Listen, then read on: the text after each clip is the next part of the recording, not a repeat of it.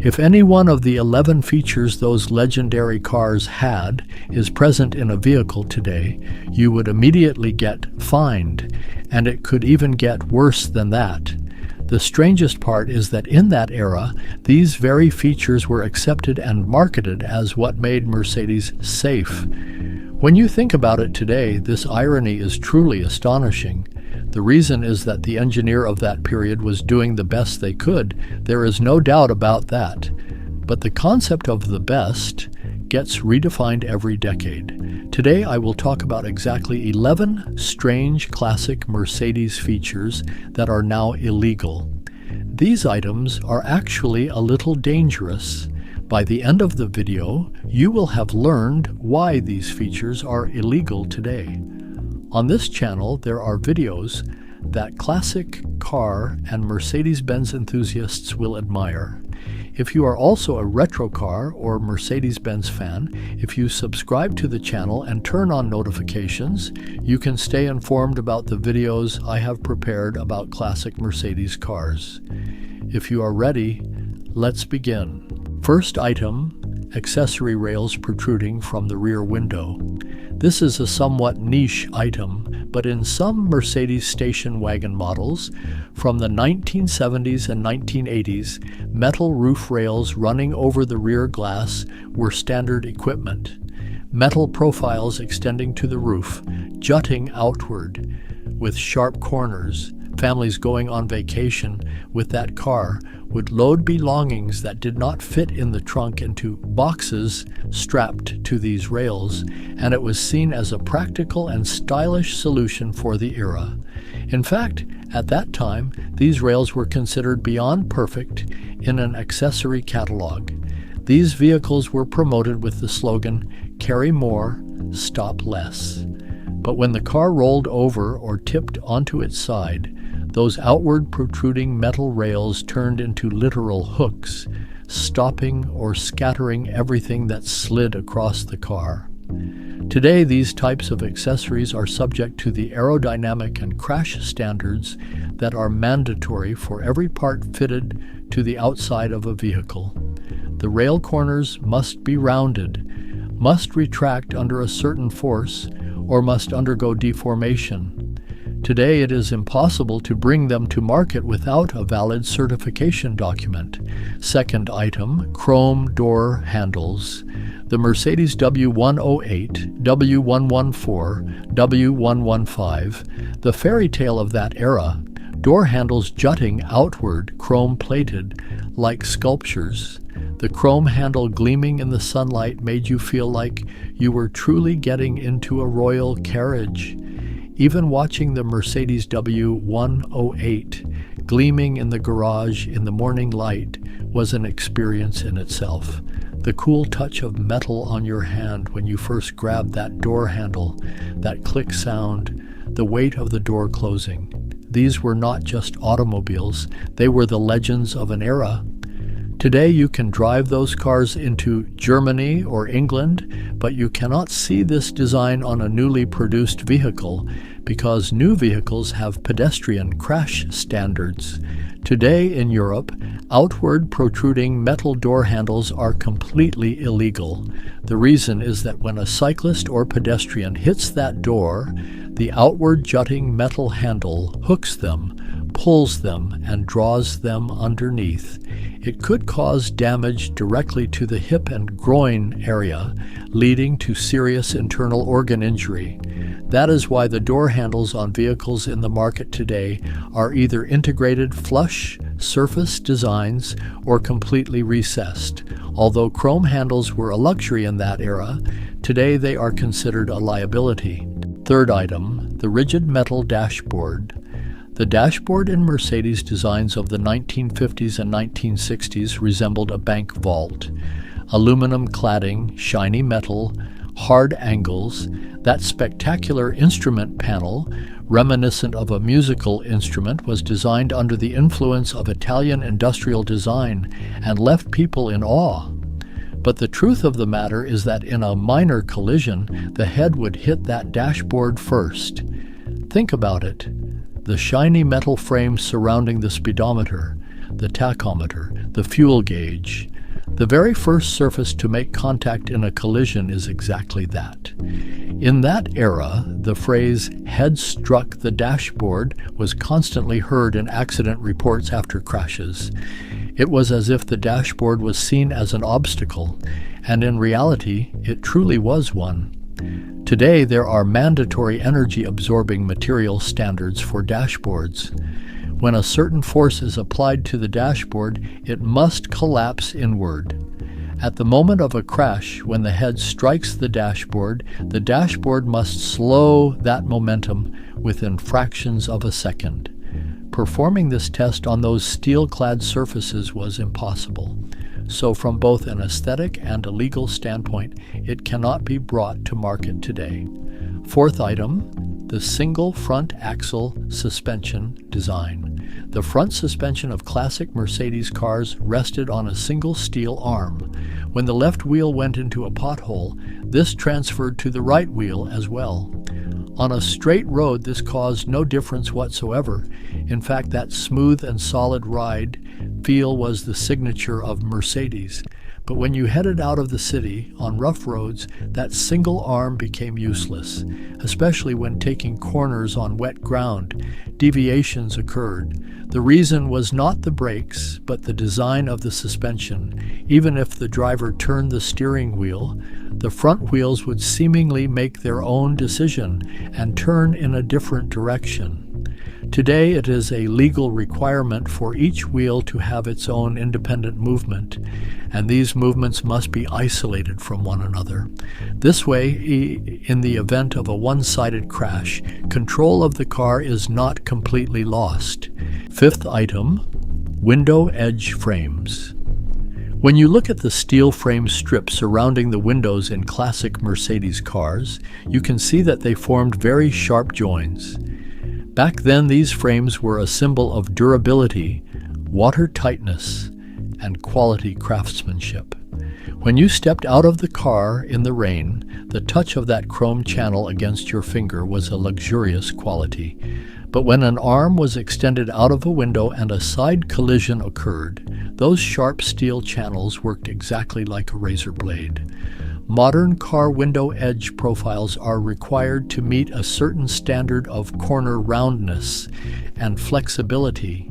They must be able to deform under pressure, and forming a sharp edge is illegal. Today, those chrome frames are not manufactured because they are banned. And I have to say this standard did not exist in any brand before 1995, meaning classic Mercedes cars were not alone in this regard, but that did not make them any less dangerous. Sixth item, angular rear bumpers. The old S-Class, the old 190s. These cars had angular rear bumpers, metal material, sharp, protruding outward.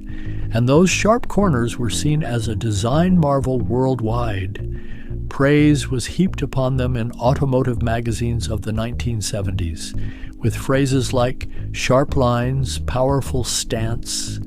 Today's car design standards require bumper corners that must end with a certain degree of roundness. The reason is that this design could lead to bad outcomes in a crash. The angular hard metal design was very dangerous in this regard and is illegal today. Modern bumpers designed with rounded shapes and energy-absorbing materials significantly reduce this danger. The rear bumpers of old Mercedes cars would deal secondary damage to the other party in a collision, and no one questioned this because that bumper looked sturdy. Sometimes the thing that looks sturdy is the most dangerous. Seventh item, an adjustable but non-collapsible steering column. This might seem harmless at first. What harm could it do for the driver to adjust the steering wheel up and down or forward and back?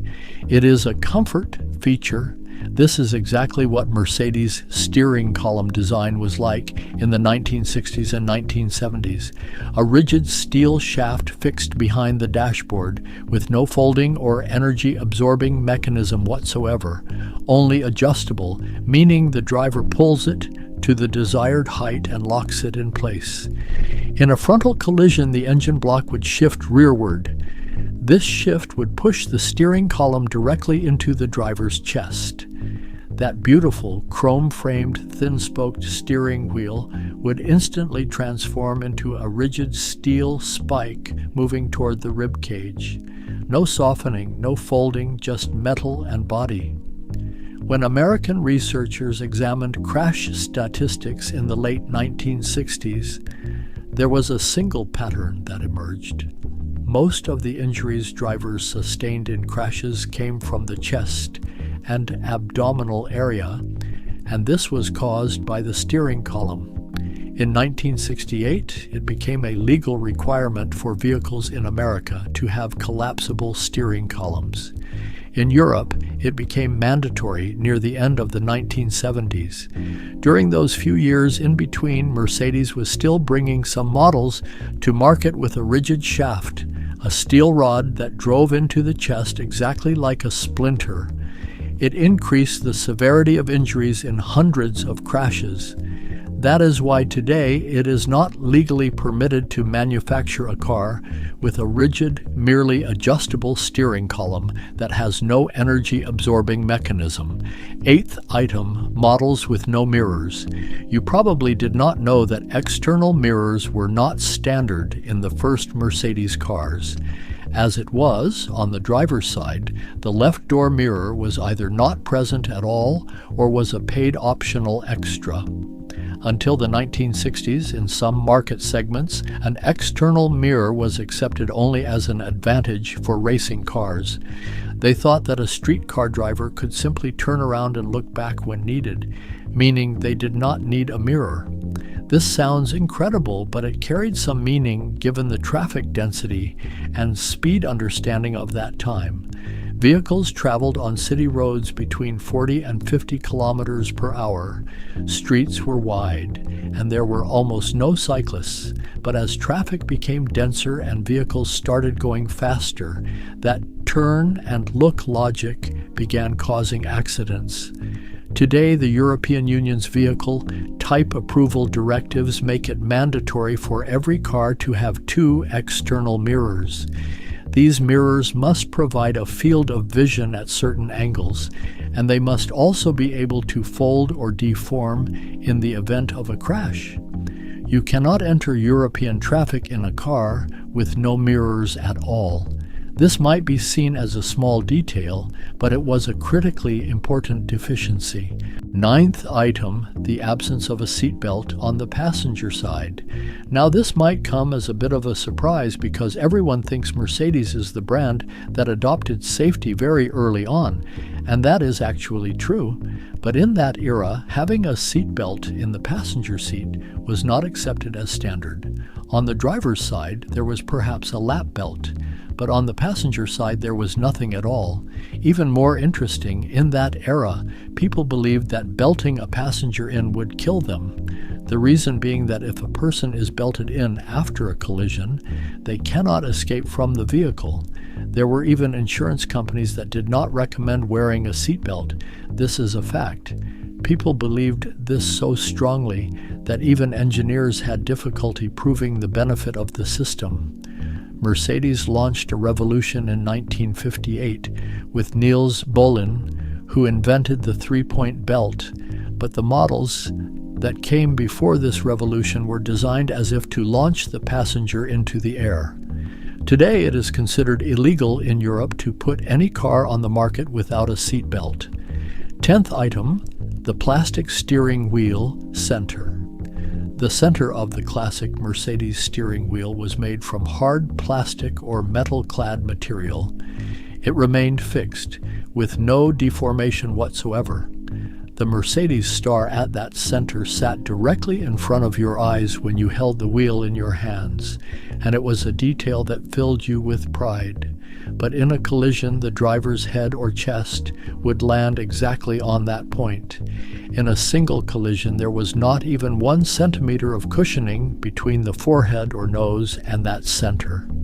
The impact happens in a tiny fraction of a second, but in that fraction there is a direct relationship between the hardness of the material and the severity of the concussion. In modern cars, the steering wheel center is required to collapse inward or absorb energy at a certain force threshold.